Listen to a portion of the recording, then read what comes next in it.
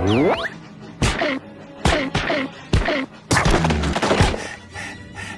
hard feelings, sir. But this is for Boo Boo. Yogi, no!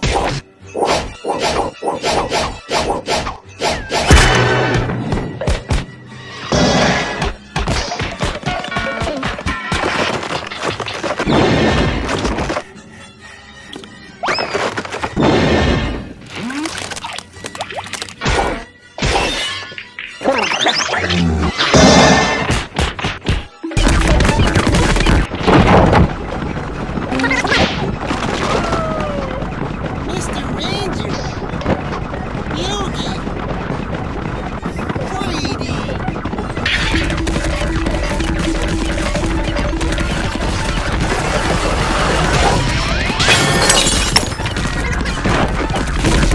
Boo!